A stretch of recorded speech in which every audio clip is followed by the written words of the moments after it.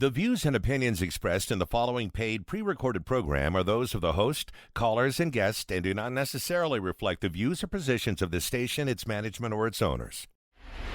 Securities offered through Kestra Investment Services, LLC. Kestra IS, member FINRA SIPC. Investment advisory services offered through Kestra Advisory Services, LLC. Kestra AS, an affiliate of Kestra IS. Capital Advisory Group, Inc. is not affiliated with Kestra IS or Kestra AS. Neither Kestra IS nor Kestra AS provide legal or tax advice and are not certified public accounting firms.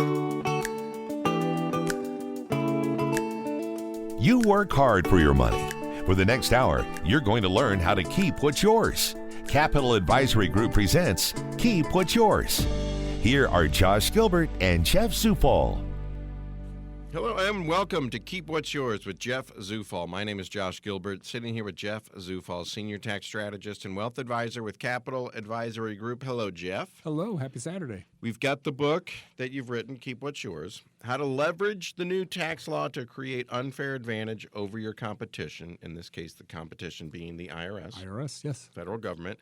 They take our money in the form of taxes, but if you follow the tax code and you call Jeff and you get him to help you out and find out the little avenues and alleyways where we could save a little bit of our tax money, keep a little bit of our tax dollars, then we win and the government gets less of our money and they go about their merry way. And they spend someone else's money on something completely useless. Yes. So the idea is that written in the tax code, a bunch of stuff for the billionaires, bunch of stuff for the corporations. Whole nother stratosphere. Anybody that's $10 million or more in income a year, they got their own tax code created for them. And the tax code itself, you said it's about as thick as 7 Bibles worth of pages. How many pertain to the average person listening to the sound of our voice right now? Probably 50 to 100 pages that literally will apply to us as individuals. Not corporations or pass-throughs, but just individuals. And the rest is corporations, small businesses, pass-throughs, this, that. All kinds of crazy stuff out there. So as far as the little guy goes, the normal person that has to pay their taxes every year, there's about 50 to 100 pages in there. And within those pages, sometimes there's some good stuff in there. And I don't know if a politician was needing votes one day or if they were, I'm in a tough reelection bid. Let me push this through to kind of help secure my victory in the next election. That there are a couple of bones that were thrown in there for us. Yes. And some of these being, the IRA, and saving for retirement. That's a bonus for us. Yeah. That technically is something that was written to the tax law that benefits us. Yes.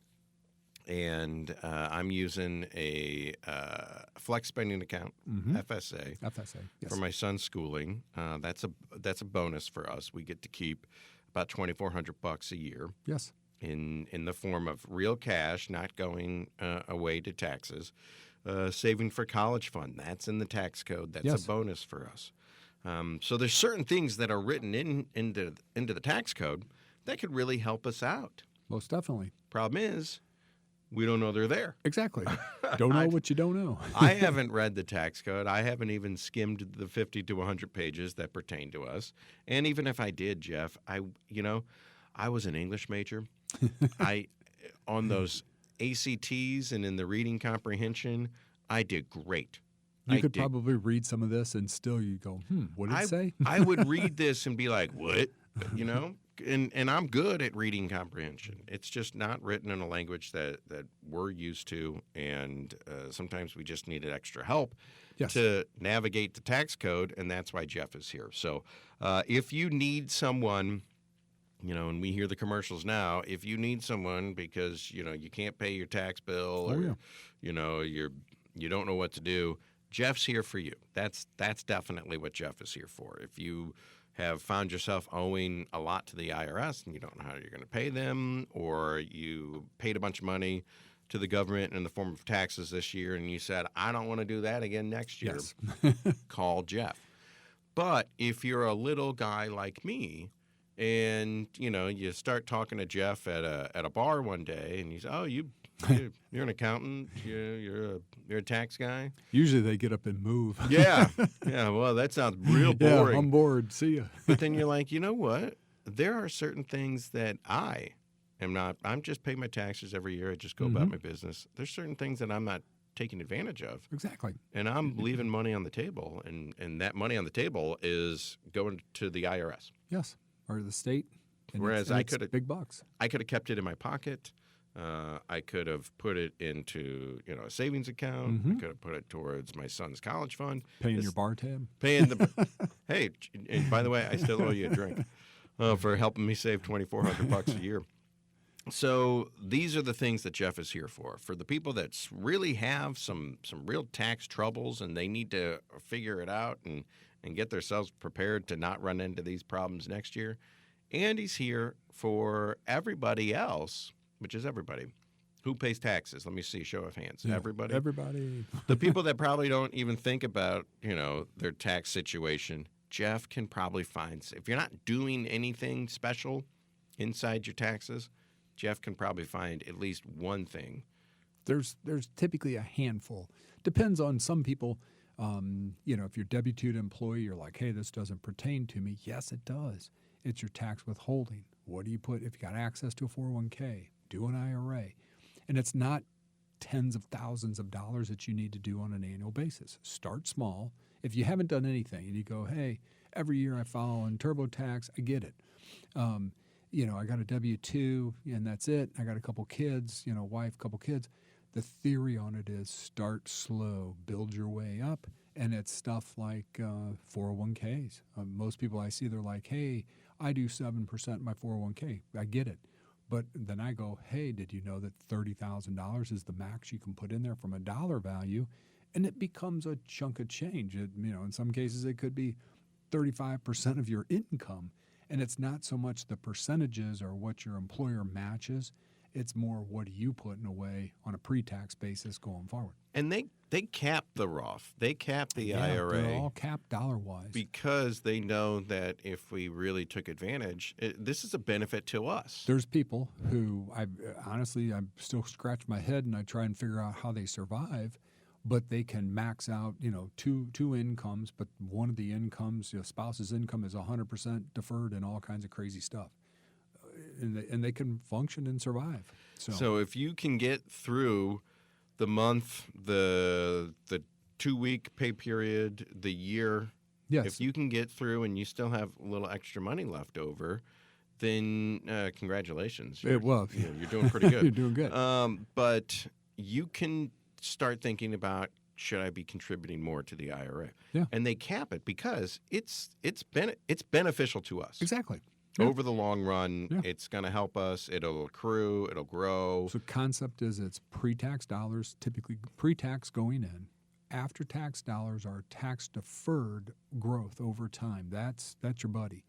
And then, yes, when you take it out, you have to do your withdrawal or distributions. You have to figure that out at a later date. It's all taxable to you. And you go, oh, tax rates are going to go up. They probably will.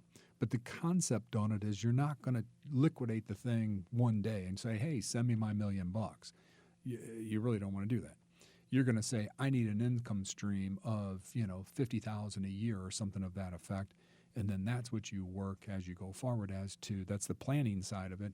How much do I take out? How much do I need to take out? And you go from there. So it can grow, and the growth part, that's really the nut of it. Yeah, that's it. That's the beauty of it. Yeah. So it can grow in there. But rather than pay 24 or 30% taxes on it now out of my paycheck, it gets deferred, and theoretically the game to play is when I go to retire. When I do take that money out, it's at a 20%. Well, the concept would be today, the theory is, and it doesn't work this way, is this in a perfect world, you're at a 24% tax bracket today earning money. You're going to put that money away and save 24% tax today to take it out at a later date at 12%. Yeah. I mean, honestly, that's kind of the big picture. And then if you're at a 12% bracket today, you go, well, hey, do I really need to do pre-tax? And the question is, maybe not. Maybe you do the Roth or the Roth side of it today because you're at a lower tax bracket, so it's a push long term. But as your earning capacity increases, then it's a 50-50, 50 in a Roth, 50 in pre-tax. And as you get higher earnings, which typically some of the studies and reports we've seen, late 40s, mid 50s, you're at your highest earning capability. At that point in time, then 100% goes pre-tax because you're at that 24% or plus tax bracket. I mean, you're going to take it out at a 12. Right. That's where you're making the most money. That's the planning side of this scenario as you go forward. So. And like I said, there's a game involved to it. We all really, we don't know how it works, but we all rudimentally know, I save it now, and when I go to retire and take it out, hopefully I'm in a lower tax bracket. Yes. So that's the game, but they cap this, and this is what I was getting at. They cap it because it is a benefit to us. Yeah. And if they left it uncapped, we could be taking too much advantage of the federal Hypothetically, government. put a lot of money in. Yeah, and they would be, they would be Look, out of a lot of taxes. Yeah. Well, look at this on a Roth. It's after a Roth contribution is after tax dollars. So you have to pay the tax on it to get money in your hand to be able to put it into a Roth. And if you're under 50, you get $6,500 a year. That's it. If you're over 50, you get $7,500 a year, and that's it. And that's the max that you can contribute. So again, most people will be like, "Hey, I'm going to do that and go forward." So it's one of the best ways to look at it is depending upon where you're at. So long story short, the government, the people that have written the tax code have put certain things in there. Some we've heard of, many we haven't. Yeah. And another handful that we've heard of, but we just don't know how they work. Jeff can navigate that process for us. And he told me about the FSA, and I said, wow, that's really interesting. And then I went home to my wife and told her, and she says, wow, that's really interesting. And she says, well, how do we get started? And I said, got to make some phone calls. I don't know. So Jeff is there to help navigate, not only tell you that they exist, but help you implement them into your strategy going forward, fire them up, and make sure that they're doing what they're supposed to do. And if things need to be adjusted, we meet with you twice a year. Exactly. To make sure that the things we want are happening and to make sure that nothing's gone off the rails in the meantime. Yeah. So that's what Jeff does. He helps us out with our taxes, and he specializes in small businesses. And this being Small Business Month, we're going to get into some of that later on in the show. But let's take a break. And when we come back, CPI. Yes. Has dropped a major thing off of it. This is the thing that measures inflation. And we've already talked before that groceries aren't on the CPI and gasoline isn't on the CPI. Yes. What are the things that we spend most of our money on? Groceries and gasoline. Gasoline, yeah. What has gone through the roof? Well, gasoline's always. Groceries through the roof. But groceries are up 30%. What has also now just dropped off the CPI that is maybe skewing the numbers a little bit.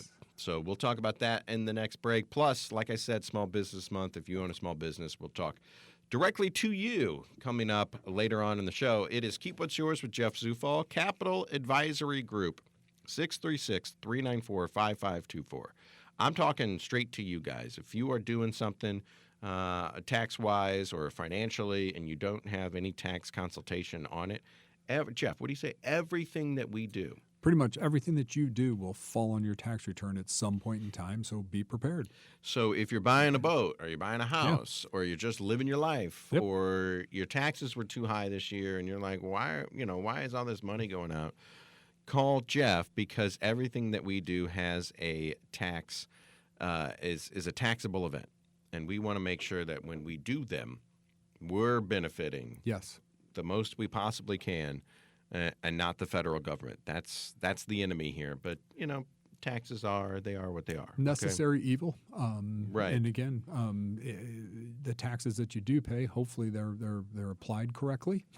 Right. And the government doesn't have a vendetta against us. We're a Social Security number on a piece of paper to them. As long as that number is coming in and you're a money generator, you're good to go. But we can take some of that back, and in this case, keep what's ours. 636-394-5524. If you're not doing anything in your tax code or doing anything to take advantage of the tax laws, you need to call Jeff right now. 636-394-5524, CapitalAdvisoryGrp.com. When we come back, what just dropped off the CPI, Consumer price index. Was it, is it price Yeah. index? Consumer Price Index. What just dropped off the CPI and why? We'll find out right after this.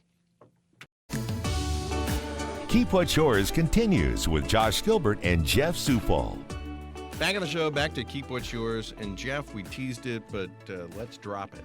CPI, the Consumer Price Index, this is Yes. what measures, like, how often do they put out? Monthly. Monthly. Yes. They say, hey, this is what Pepsi was at Exactly. last month. This is how much it costs this month. And So it's a basket of goods that you purchase on a daily basis or a weekly basis that they put together. It is X food and X oil. That was right. taken out in the 80s to help levelize inflation, or at least the inflation data. So the funny part is, again, you back up to kind of frame this.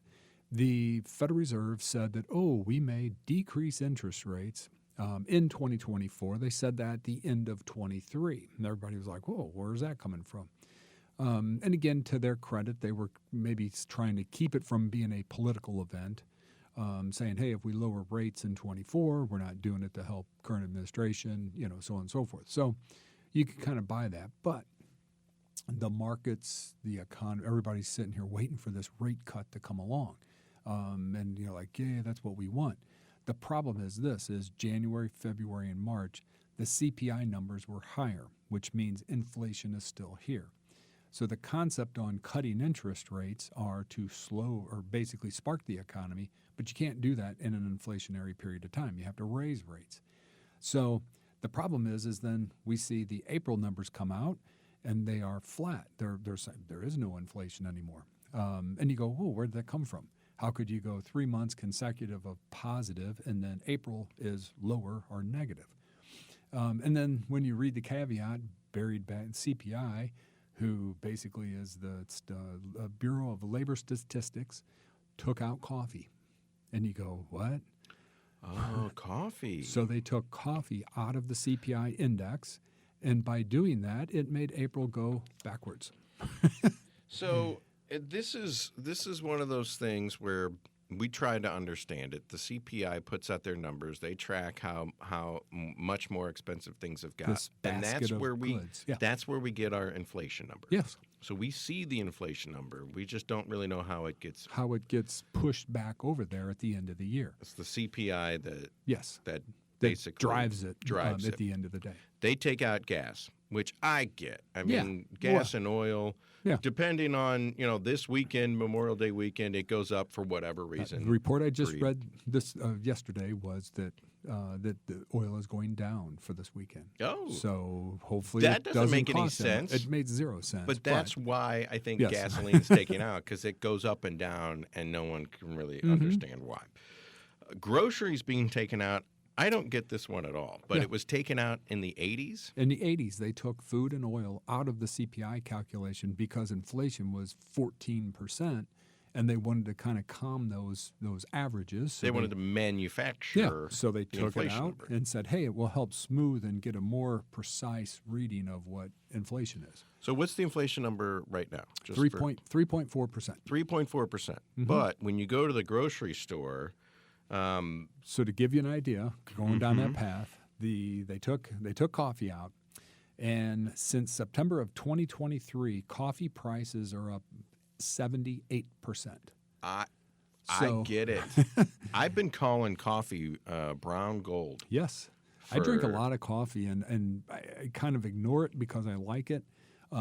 But there's times where I will stay home and make it myself versus stopping and getting some. 50-cent cup of coffee Oh yeah, is now It's five and a quarter. Yeah. 60. And anybody who ever stops off at a coffee place has felt this pain. that pain. So what they did, and again, when you look at inflation, this is the big thing that everybody, I say passively, you say, what's inflation? I go 3.4%. You're like, that's nothing. It's 3.4. But But the problem is you have to look at this as an odometer, not a speedometer. And that's the biggest thing that people are not taking into consideration. They're looking at it as, it's only 3.4. It's not that big of a deal. But if you took that, like I just said, on coffee prices from 23 to today, They're up 78%. That's massive, massive inflation. So it's 3.4% now, but the damage has already been done. Where Because was it was 9 and last year? 10% Yes. last year. Yeah. So, And it's not like prices go back down. Very rarely go back down. I mean, it takes a reset, and I don't know what this reset's going to be to do it, but typically a giant reset to get it to step back down. So if it was 9% one year and 9% the next year, and now it's 3%. Exactly. Well, that's essentially 20% more Yes. than where we started. That's the odometer reading versus a speedometer says, hey, you're at 3.4 as you're going along. That's great. The speedometer goes down Yes. when you turn the car off. Exactly. The odometer Stays right where it's where you've been basically and what the traction is. So that's the biggest issue today. And then this kind of leads us back off into this weird conversation to say there's actually two economies out there, if you want to call it that. There's the one for the rich, and then there's one for everybody else. And they reference it as a K recovery, if you want to call it that. And the recovery is coming from COVID coming forward. And a K recovery means the right side of the K goes straight up, and the right side of the other side of the K goes straight down. Yeah. So That's where I'm at. I'm on the down. on the downside. But our issue is this, is here's how you know that the rich are getting richer and inflation affects them, but it has no bearing on them. They just keep on going. And when I say rich, I mean, he might be $5 million, $10 million plus of net worth. And there's people way more than that. And the reason being is Lamborghini announced that they've sold 10,000 cars, first time in history they've ever done that. Oh. So, and you go, okay, Lamborghini, Italian car, very nice. A third of them are in the U.S. So 1/3 of 10,000 cars that they sold are based out of the U.S. And they're saying they're mostly an SUV. The SUV, well, I won't offend anybody that owns it. It's quite the sight. Yeah. I'll say that. But they're saying the average SUV starts at $237,000 for a vehicle. And they're selling more than they ever have. In history. Ferrari is up 20%. And you go, wait a minute. So those are the two high-end cars that are out there.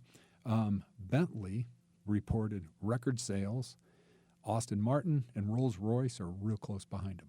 Wow. So you go, that is the K-shaped economy, saying the right side of it goes straight up, the rich are getting richer. So they're trudging along, but what were the numbers that you were mentioning from McDonald's, Coke, and Kraft? So all of those guys, basically their issue is they were reporting that their numbers like McDonald's, Coke, Nestle, Starbucks, Pepsi have now flagged basically that, I say, low-income consumers can no longer absorb their price increases.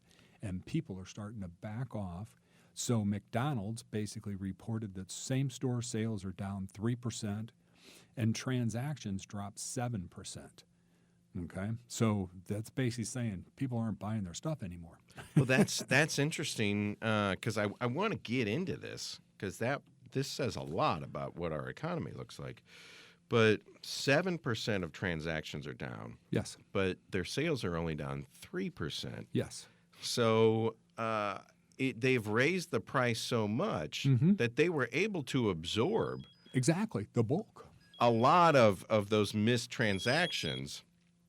But even they couldn't overcome with their increase in prices how many less people are coming in. Yes. So that's interesting. And I brought this up a couple weeks ago. You had mentioned Pepsi. Pepsi, I read this story in the business paper. Pepsi was down. How about 5% drop in sales? In units sold.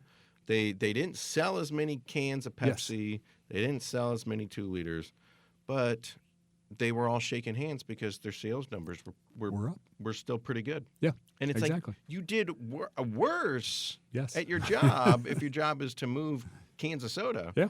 But since they raised the price so much, it didn't matter. More profitable. It didn't matter. Yeah. So it kind of goes down that corporate greed to a small degree. It's inflation / corporate greed kind of put out their big picture. But McDonald's, have you seen these things? McDonald's are like, oh gosh, We're going to have to create a $5 menu because people just aren't coming in anymore. The Big Mac meal is now $12 or whatever. So they're bringing back the $5 menu. Who knows what's on it? It's going to be a hamburger about the size of. And then all of the franchises are balking because they have to absorb these costs, whereas corporate McDonald's, they can rest on their laurels. Yeah. So they have recognized Wendy's is doing a $3 breakfast. They have recognized. Oh my gosh, we priced people out of the market. Priced people out of McDonald's. Yes, that's insane crazy to me. Yeah, but that is the poor portion of the K. Yeah, just saying we can't afford it anymore. Can't do it Inflation anymore. keeps rising. It costs more. Yet the rich part of the K, Lamborghini's got more sales than ever. Yeah. So and Nestle reported 8% drop in items like Hot Pockets, frozen pizzas, Stouffer's frozen dinners, Kraft mac and cheese. Pop-Tarts, everything's sagging. So and Starbucks is saying they've lost basically the low end, which is true. Their stock plunged about 14%. I guess that was 2 weeks ago they reported.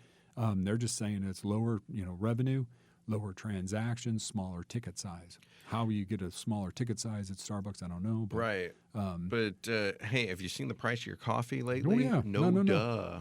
No duh. I got a gift card, $50 gift card for Starbucks, and it seemed like in no time, poof, it's gone.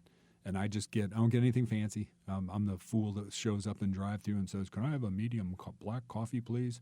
And I get laughed at basically because I didn't get a frappe, whatever. Mocha unicorn. I just want coffee. Right, but that's pretty wild. And groceries are up 30% since the pandemic. I want to say, I've always said this, that it's just like post 9/11. We are all fine with taking our shoes off at the airport and waiting in that line because we've all banded together around this thing. As long as your flight takes off, American Airlines. Jeff's had an issue. When the pandemic hit and people were talking about supply chain and we were, if I got to pay a little bit more for stuff because we're in this pandemic, I'm fine with it. But it really seems like and I guess really you got to look at it from an economic standpoint. I'm not an economist, but common sense says we injected $30 trillion plus into our economy over 2 years, and the side effect is inflation. Unfortunately, and rampant inflation. The Procter & Gamble guy said, we've raised our prices and no one seems to mind. So they do. Yeah, we do. Who are you asking?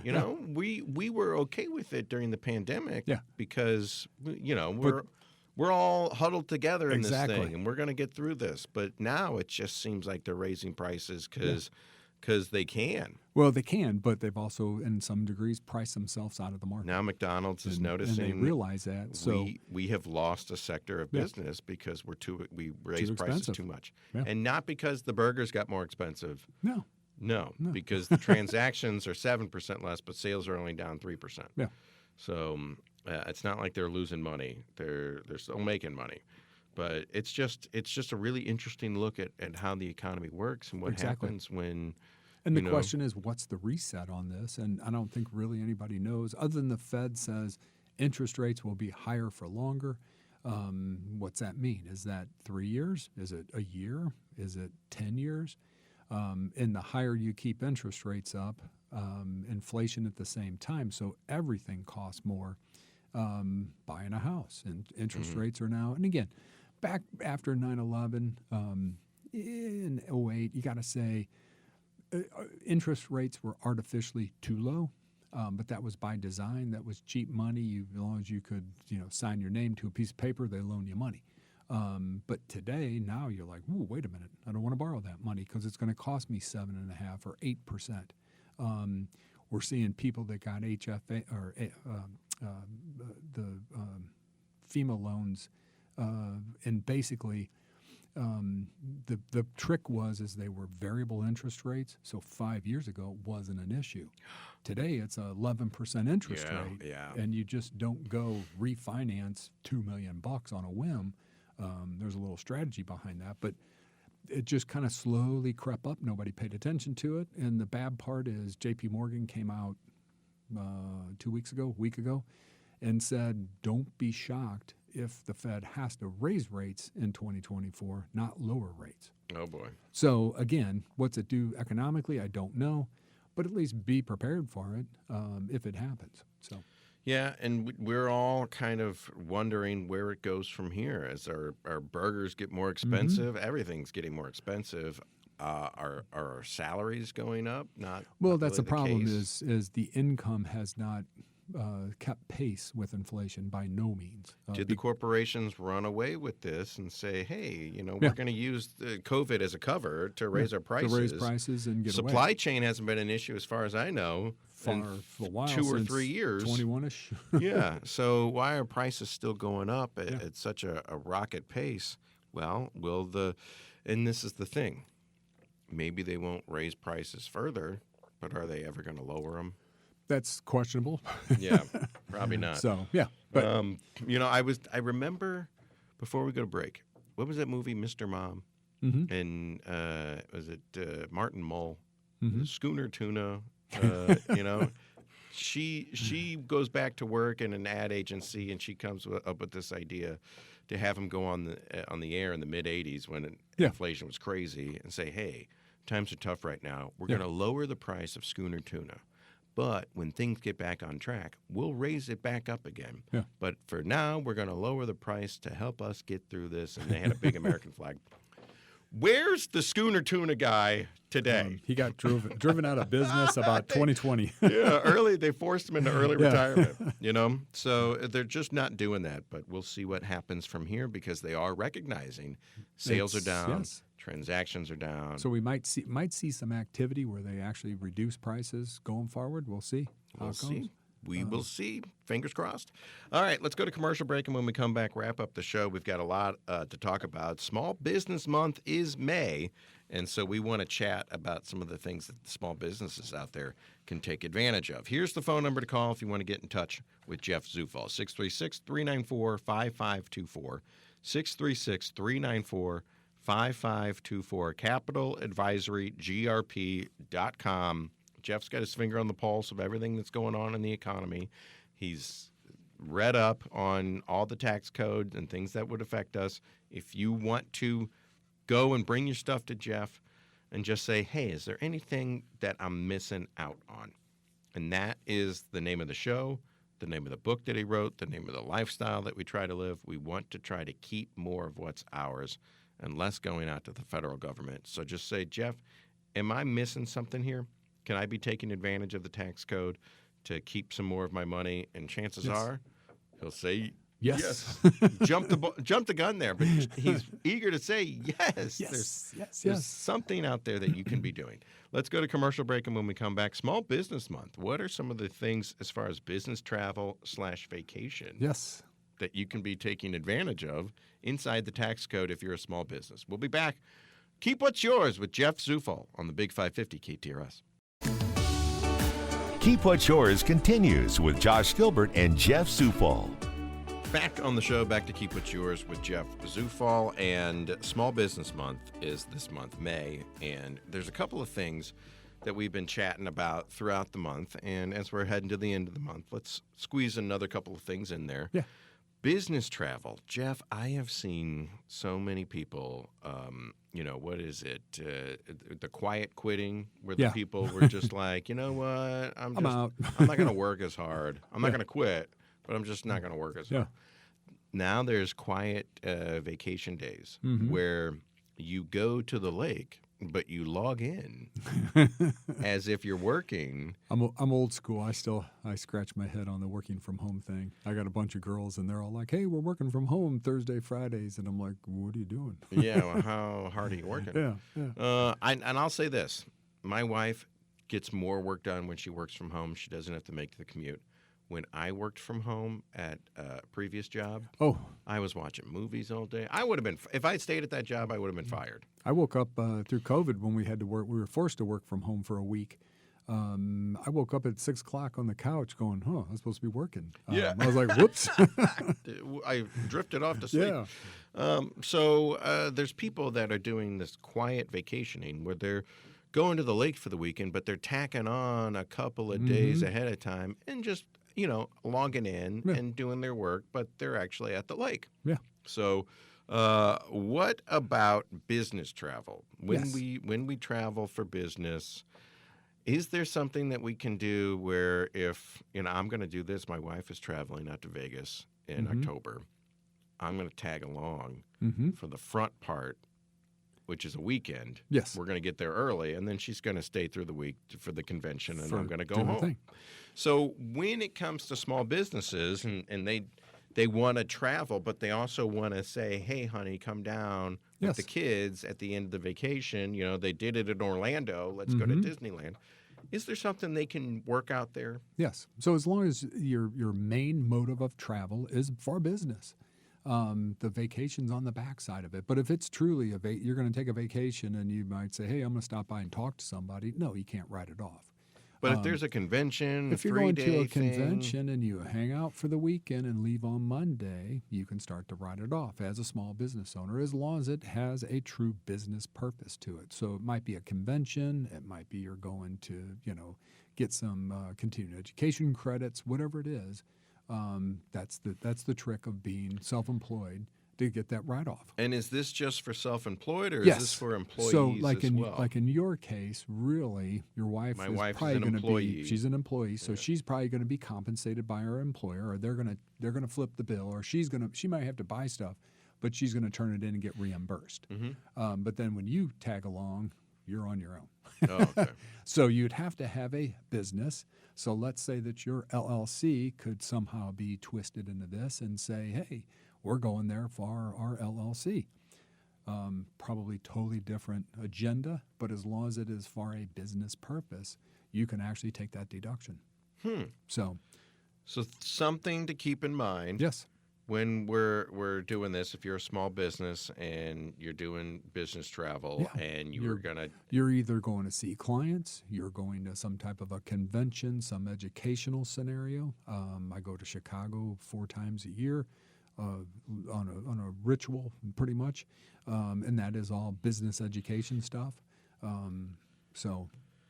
But if you do this, you might want to call Jeff ahead of time. Yes, you want to make sure sure- that I've seen my wife is a travel agent, and we're going to Disney World. We're going to go to Orlando because she's going to scope it out and make sure that, it's the knowing where to send people. And I'm like, I take your Can't wife. talk about Disney World if you've never been. Exactly. I would take the wife's deduction, say yes, but you can't take the whole family and 10 days worth of hotels. Right. No.